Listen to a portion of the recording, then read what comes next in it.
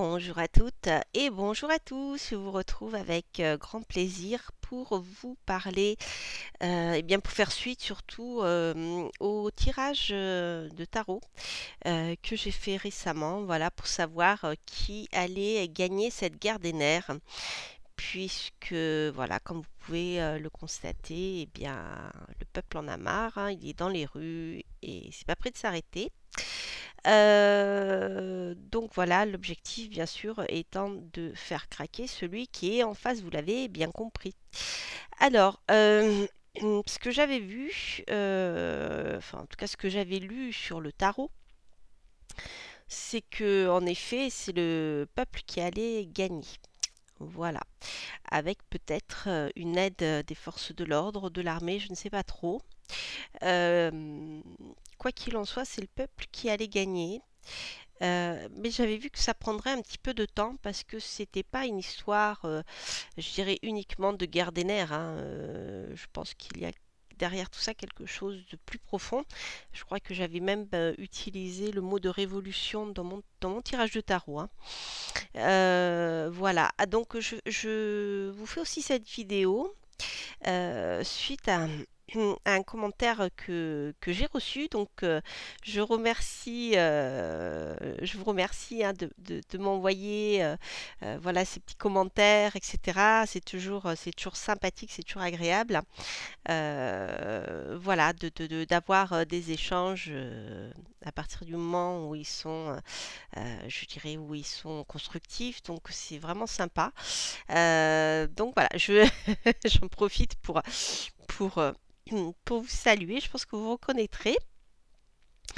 Donc cette personne qui m'a envoyé un gentil commentaire donc me disait qu'en effet donc voilà, d'autres voyantes avaient vu la même chose et aussi d'autres astrologues et qu'ils avaient daté dans les 2 ans. Voilà. Du coup, ça m'a donné envie d'approfondir la question à l'aide de l'astrologie. Donc, ben, eh bien, on va étudier ensemble justement des thèmes astrologiques. Donc ici, j'ai tracé un thème sur le mandat d'investiture de Macron, d'accord, son second mandat, euh, pour voir à partir des révolutions solaires à venir euh, si j'avais en effet des traces d'une quelconque fin de règne, si je peux m'exprimer ainsi. Alors, donc ici, vous allez voir sur la gauche, donc j'ai tracé la date justement d'investiture de notre président pour son second mandat. Et ensuite, donc les révolutions solaires. Donc j'en ai une ici. On va travailler avec ces deux cartes de visu. Mais déjà, pour commencer, on va étudier le thème d'investiture pour voir si déjà, dans ce thème d'investiture, on aurait la trace un quelconque danger, je dirais. Euh, donc, quand je dis danger, c'est sans positif, sans négatif, hein. Je parle uniquement en termes d'astrologie pour que le mandat s'arrête. Voilà. Alors, ici, si on regarde bien au niveau des termes égyptiens, on voit que le diviseur, donc le maître des termes, va se poursuivre jusqu'au 12 mars 2027, où là, il y a un changement de terme. Donc, 2017, si je ne me trompe pas, pour le quinquennat, on sera ici au moment justement d'une réélection. Alors, donc déjà, c'est je dirais un indice intéressant qui nous dit que si tout va bien, eh bien, on devrait avoir voilà, un changement à ce niveau-là, mais à partir du 13 mars. Sauf que les amis, si on regarde le thème d'investiture, on voit qu'il y a quand même beaucoup d'indices qui nous montrent que ce mandat n'est pas si stable que ça. Alors on va déjà commencer par voir l'ascendant qui va nous indiquer, eh bien, qui indique le mandat, le début du mandat, on va dire. Et on voit que celui-ci se trouve dans le signe du Cancer. Et donc que la Lune, qui est maître de l'ascendant, se trouve aussi dans le signe du Cancer. Bon, la Lune est bien mise ici, ce qui peut indiquer un soutien populaire pendant un moment, on va dire, on peut le voir aussi comme ça, mais ça peut simplement nous indiquer eh bien, l'investiture, hein, puisqu'on a le maître de 1 en 1 qui est bien placé. Mais on voit que la Lune est prête à sortir du signe qu'elle occupe, ce qui veut dire que ici, il y a une sorte de fin de quelque chose qui ne tardera pas à venir. Ça, on peut le comprendre comme ça. Si je prends la Lune dans son sens premier qui peut indiquer le peuple, on voit que le soutien ne durera pas ici, puisqu'ensuite la Lune est pas loin justement de quitter le signe du Cancer. Première chose. Deuxième chose, la Lune, donc qui est maître du Cancer, est quand même ici pour un thème de naissance, je dirais, qui marque quand même l'instabilité. Hein, la Lune, on est le Cancer avec le maître, la Lune. Nous sommes dans tout ce qui est émotionnel, fluctuant.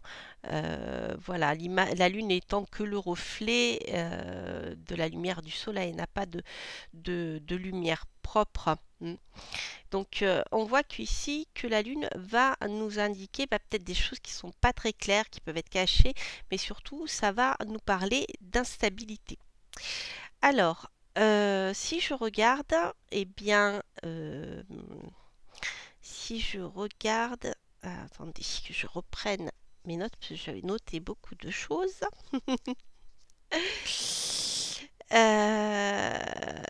Voilà, alors. Donc si je regarde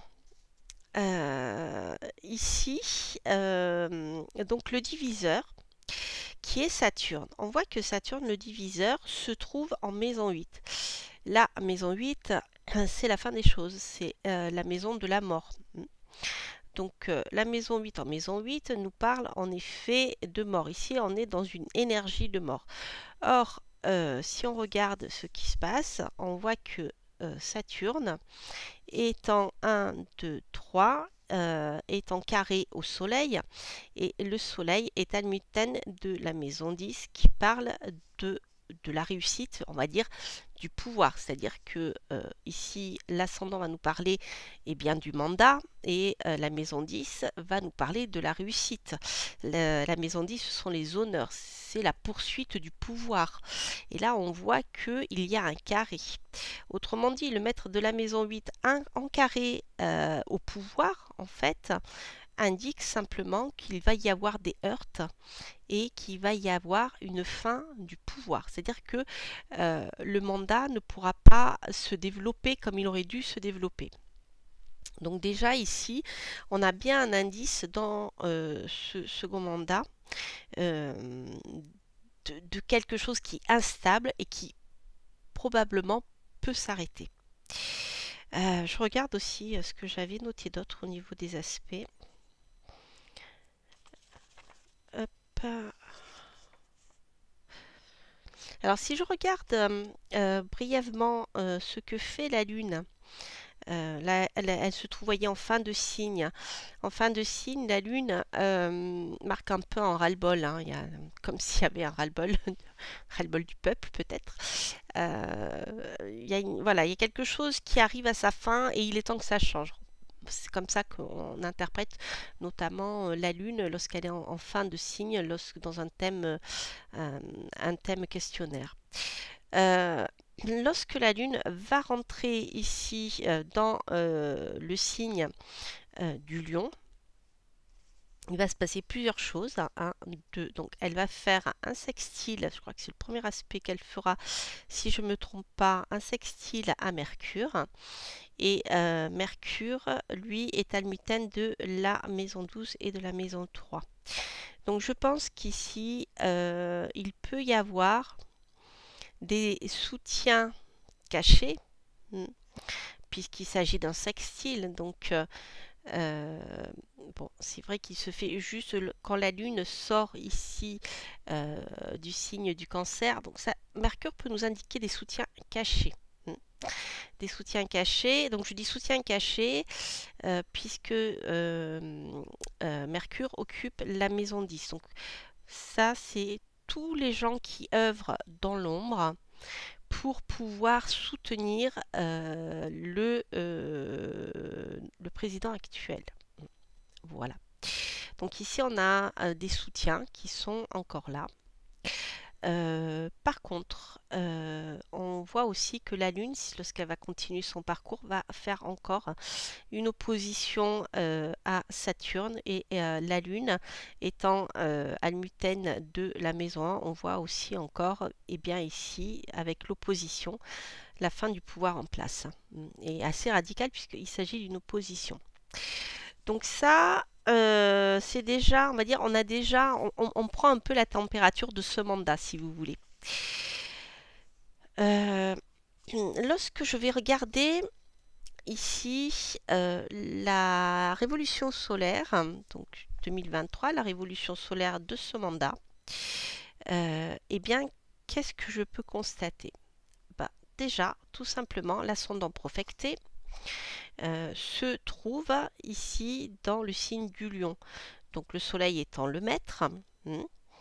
Et on voit que donc, le maître de l'ascendant profecté qui va nous renseigner entre autres sur cette révolution solaire particulièrement se trouve encore en maison 8. Donc on voit qu'il y a du changement et la fin de quelque chose qui pointe, je dirais, à l'horizon. Si je regarde l'aspect que fait le Soleil ici à Saturne, qui est, je vous le rappelle, le diviseur, jusqu'au 12 mars 2027, on voit que le Soleil forme un sextile à Saturne, et Saturne n'est autre que le maître de 1, le maître de la révolution solaire, donc qui fait suite aussi, qui représente en fait toujours le même sujet. Voilà, c'est le début, la première année d'anniversaire du mandat, on va dire. Voilà. Donc, si vous voulez, le fait déjà que on retrouve le diviseur avec le maître de l'ascendant profecté. Alors certains astrologues justement ne prennent dans ces cas-là que Saturne comme étant diviseur, puisque le maître de l'année est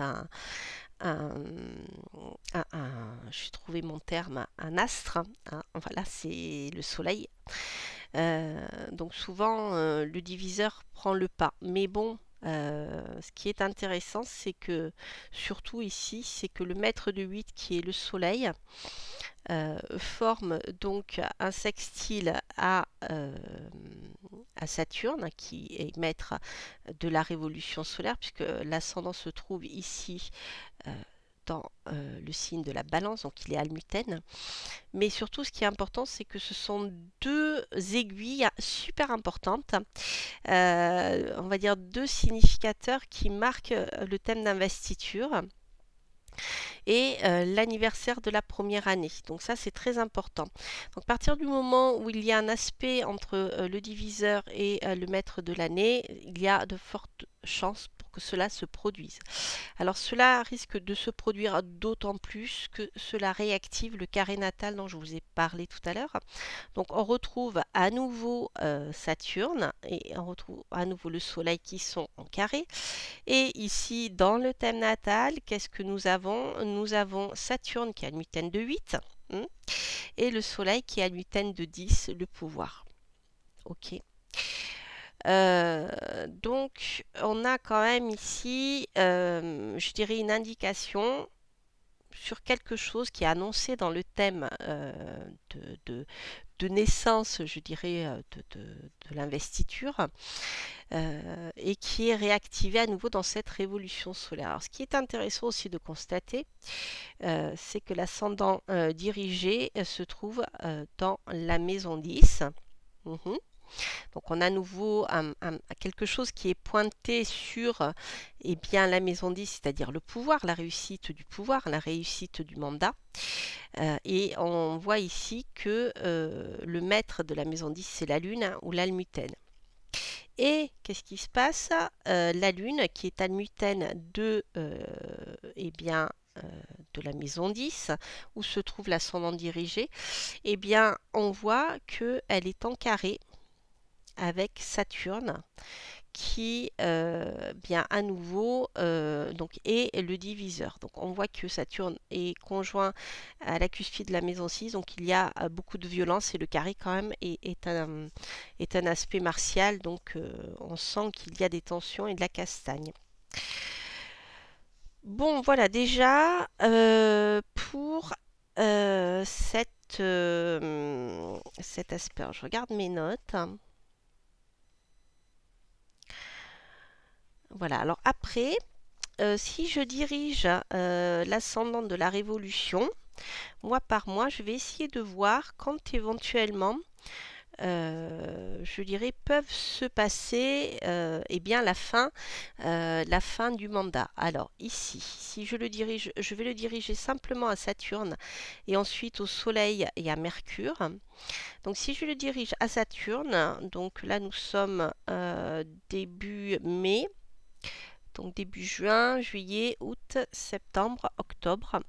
Donc nous sommes ici, je dirais, dans la première quinzaine d'octobre, hein, où on a justement l'ascendant qui va être dirigé sur Saturne. Et ensuite, donc il est possible que ça commence à sentir le roussi, je dirais, au mois d'octobre 2023, c'est-à-dire dans pas longtemps.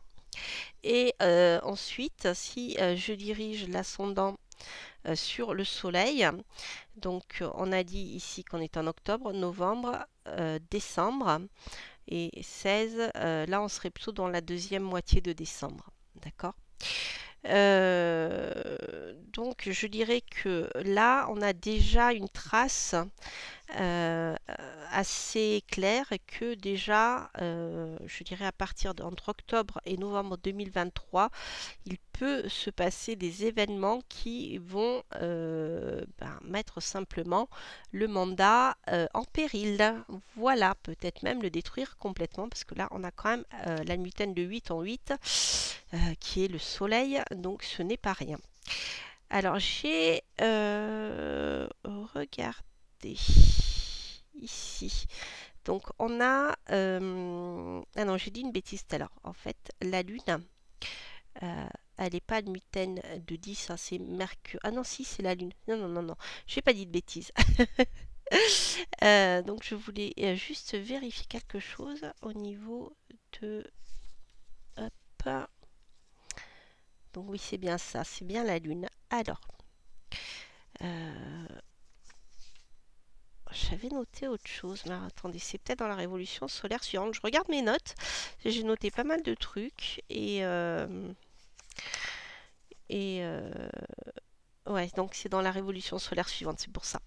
Donc voilà, déjà, on a, je dirais que l'année 2023, donc eh bien, dans l'année qui suit la première année, on va dire, on voit déjà que la fin d'année 2023 risque d'être risquée pour eh bien, le mandat de notre président.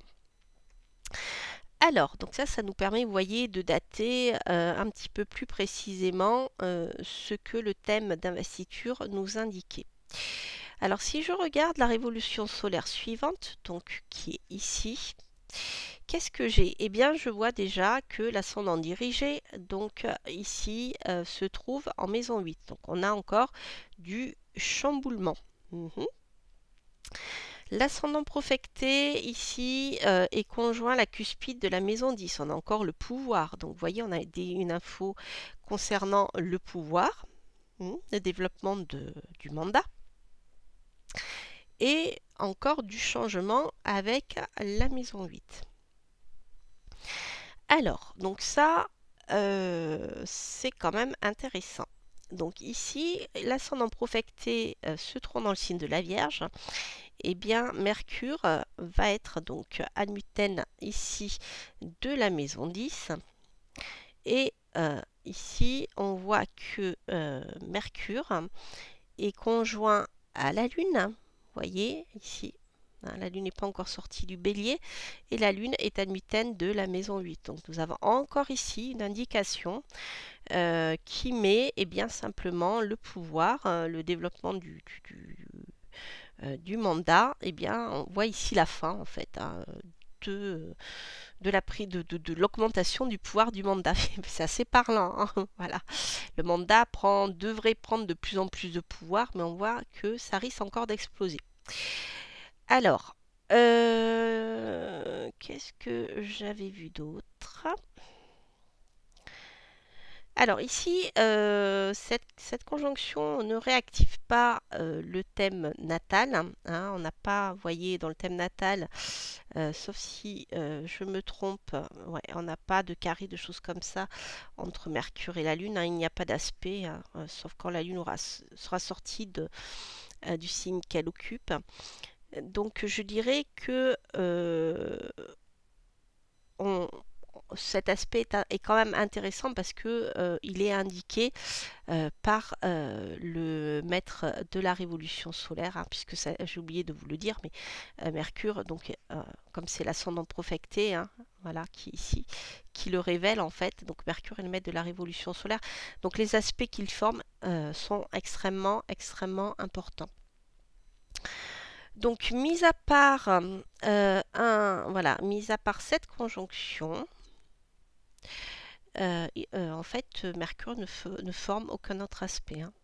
Il n'y a pas d'aspect non plus au diviseur. Donc on va dire que Mercure déjà à lui-même bien donne une réponse, hein, on ne peut plus clair, puisque là quand même est le sujet de notre étude. Alors, qu'est-ce que j'avais vu d'autre? Donc ici,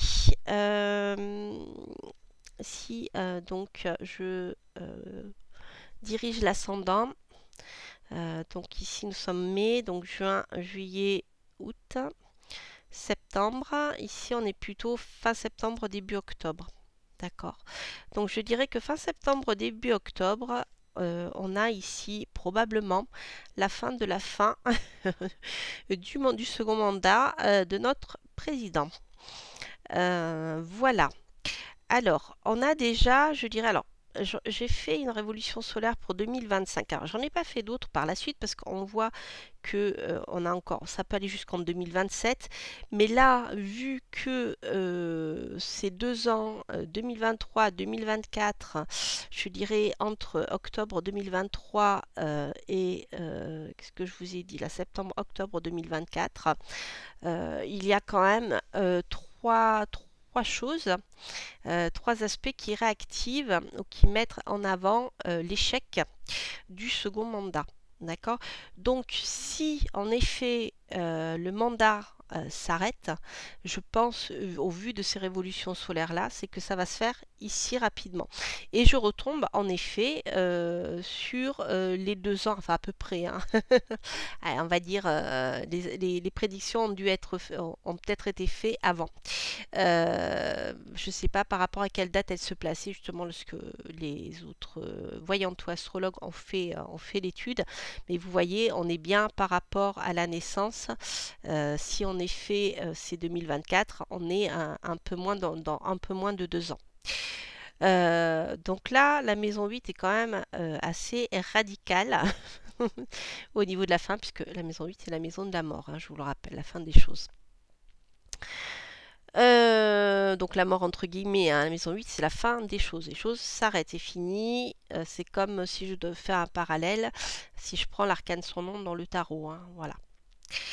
Voilà les amis. Alors, au niveau, par contre, au niveau de la révolution solaire 2025, là on voit que l'ascendant profecté se trouve en maison 7, que l'ascendant dirigé se trouve en maison 5. Donc, bon, il n'y a pas d'informations concernant une chute de gouvernement, puisque on voit que ici, en fait, il n'y a pas de planète qui pourrait être détruite ni par la maison 8, ni bloquée par la maison 12, hein. Donc je pense qu'ici, c'est plus un thème qui nous parle de la victoire des opposants. Parce que ici, alors attendez, qu'est-ce que j'avais vu? Euh, Oui, on a la Lune qui est conjoint à la cuspide de la maison 7. Donc la Lune peut nous parler en effet du peuple qui se rapproche ici des opposants, d'une part. Euh, mais bon, vous voyez, on n'a pas vraiment d'informations aussi flagrantes que dans les révolutions solaires suivantes. Donc voilà, pour le moment, je me suis arrêtée là.